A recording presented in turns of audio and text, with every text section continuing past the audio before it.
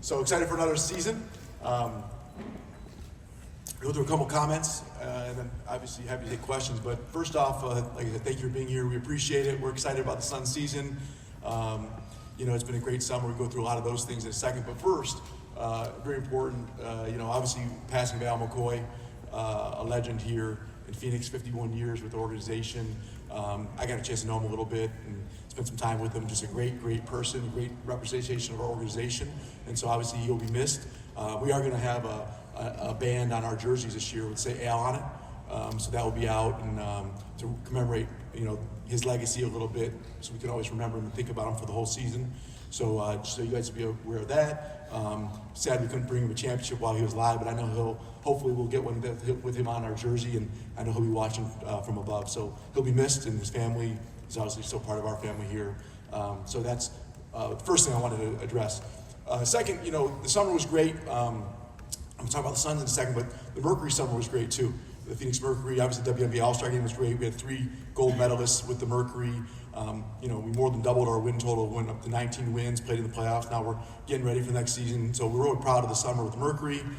And then with the Suns, I thought it was an amazing summer. So, last time I talked to you guys after the season, obviously we were all disappointed with how the season ended. I think we had an amazing summer. A bunch of different things we can talk about. Let's first start about 2 of our superstars being not only gold medalists, but also key parts of the gold medal team. The stars out there doing some amazing things. Devin and Kevin were both awesome. I got a chance to go over there and watch them along with the women play the last couple of games over there, which was really great. And so that's a real great symbol of the Suns, and seeing 2 of our superstars bring home the gold for our country was really cool. Really a special moment for all of us. So having 5 Olympians here in Phoenix was really special. So that was great, seeing those guys do great things. Obviously, on top of that, Coach Bud. So we got a great coach. We feel great about Coach Bud. He's been amazing. I know he did a press conference already. You guys been part and heard him talk, but he's been, we have really high expectations for him and what he's going to accomplish here.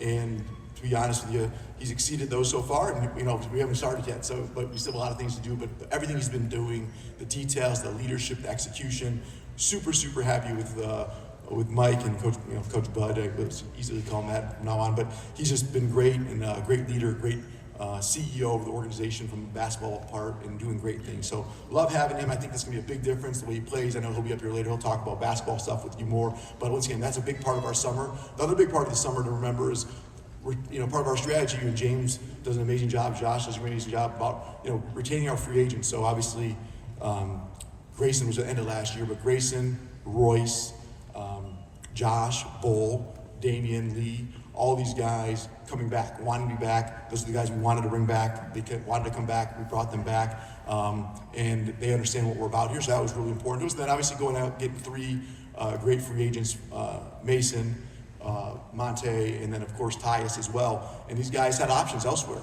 And most of the time they probably had options making more money elsewhere. So that's really a tribute to hopefully the Phoenix Suns organization, but also the city of Phoenix, our fans. They talked to me about that when we were talking to those guys, and our players and our coach, right? Like they want to be here. So that was a big thing. We really loved the team. And then obviously the draft, was spectacular with getting those 2 guys that we coveted those 2 guys, and then we got some draft capital as well. So overall, I think it's been a great summer. If you want to compare what we could have done and what we did, I feel amazing about the team, where we're at, very similar to what I felt. At the end of last year, I told you I thought we were in a great position. We didn't have the year we wanted. We're ready. We're ready to compete at the highest level this year. And so that's what Bud's about. That's what James and Josh and me and our whole organization, the players, we're about competing at the highest level, and we're going to put forth that effort. So competing and getting better every day. And the last thing I'll say before turning it over to questions is, like, when I bought the team, it wasn't that long ago still. It was just, 18 months ago, February of 23, it talked about the 4 pillars, about building a great culture, fan experience, community, and winning. And all 4 of those things, you can talk about the TV. This is our second year being on TV for everybody. And I see other NBA teams are starting to follow. And we're trying to be the leaders here in Phoenix. We want to be the best organization in sports, and I think we're on our way. You can't be the best organization in sports without winning, without competing for championships, right? So we understand that, and that's obviously a big part of it. And you guys get to hold me accountable to that and hold our team accountable to that, and that's great. But we are going to compete and get better every day, and hopefully you guys will feel that, and hopefully you'll be proud of the Phoenix Suns this year, just like we plan on being as well. So I'll pause and turn it over to some questions. Anyone has questions, and we'll go from there. Go ahead, Matt. Hey, Matt. Good morning. Mark McClune, Arizona's Family Sports. How are you? Good. Good to see you. As you approach the offseason, specifically after the end of last season, what were your priorities heading into the summer, and what would you like to get fixed heading into this season? Well, I think the priority was, we got to get our team in position to succeed at a higher level than we did last year. Last year we won 49 games, but you don't get a championship for winning games during the regular season.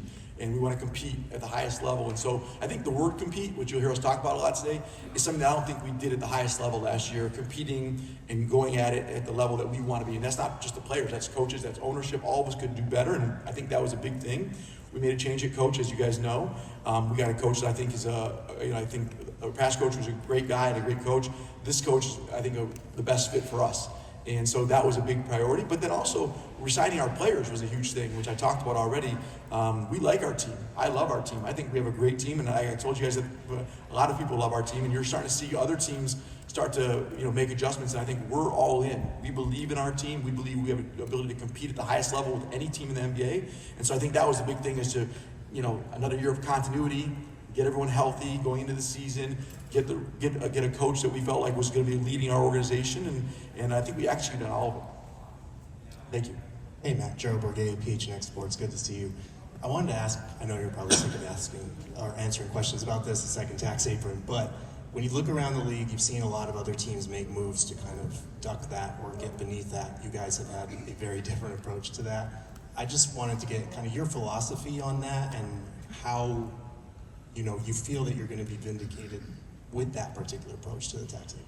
Yeah, so the second apron is obviously a very hot topic in the NBA these days, and there's two parts to it. There's second apron and the restrictions that are building a team that people like to talk about, and then there's the significantly higher luxury taxes that are in there. And then with the higher luxury taxes, if you're in the tax, you don't get the money that other teams get. So there's a lot of things that other owners and other people are thinking about. For us, we're about winning. And so I don't think, I walk around Phoenix, I spend time in Scottsdale, Phoenix, no one's come up to me and been like, hey, I really hope you lower your tax bill, just that doesn't come up. It's been weird, Nobody cares, and they shouldn't care, because the luxury tax is not anyone else's job. It's my decision and my job to deal with it. And so we want to put the best team out there. We are not going to spend money frivolously, but if we can compete to win a championship, we are going to do that, and we're going to go all in with that. In the second apron, are there restrictions? Absolutely. I understand them inside and out. James does an amazing job. Josh, they know it. They know it. We understand what it is. And some people are shying away from that, and some people are shying away from the tax, and we're not shying away from either.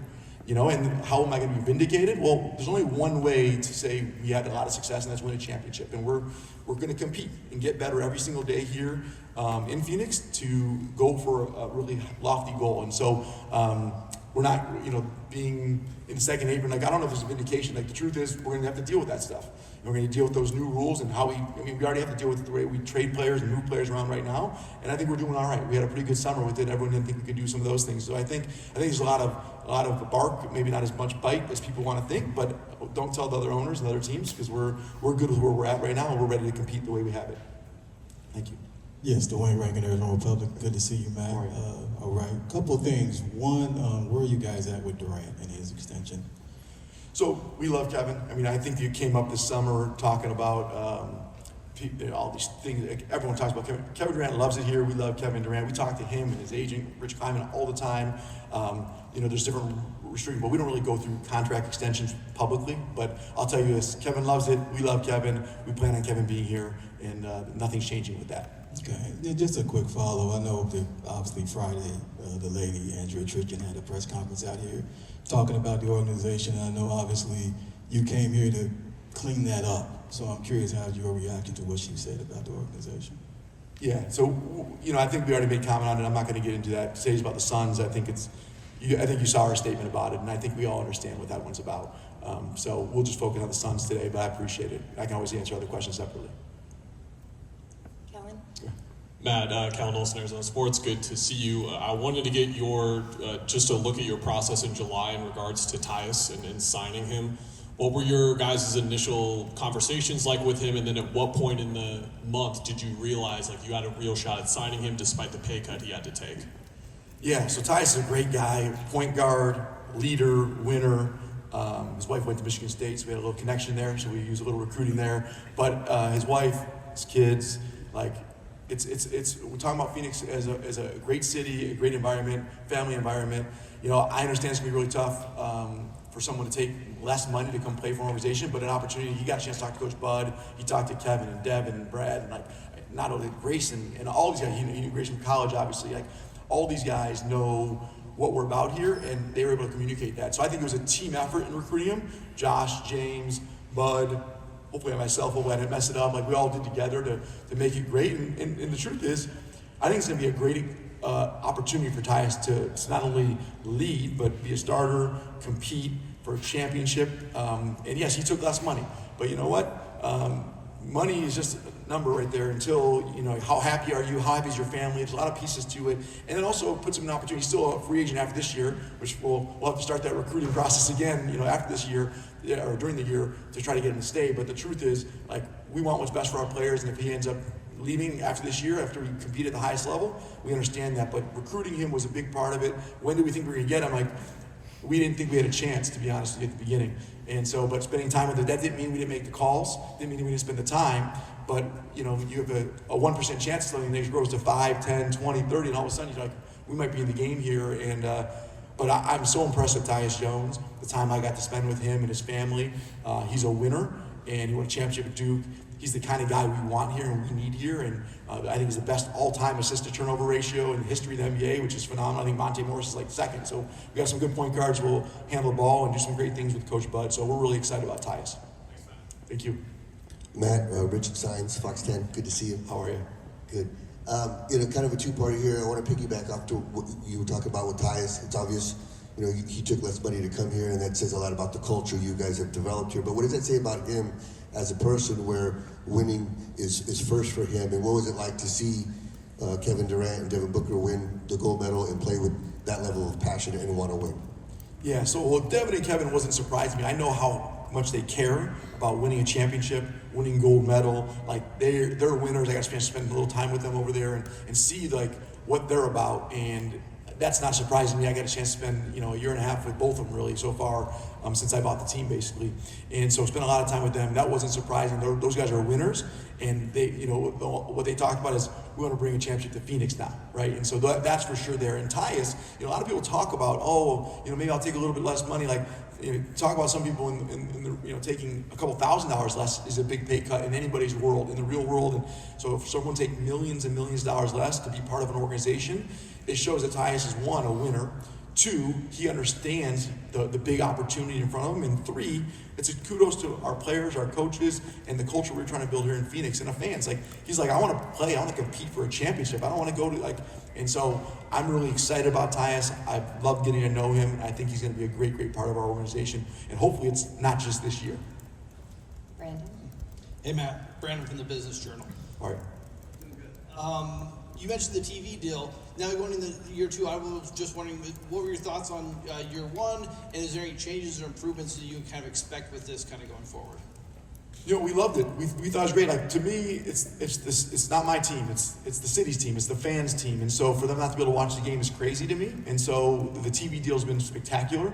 You know, there's nothing perfect about it, obviously, but we're really happy that all our fans can watch the Suns and the Mercury on TV without having to pay for it, without having to search for it. It's pretty simple and easy.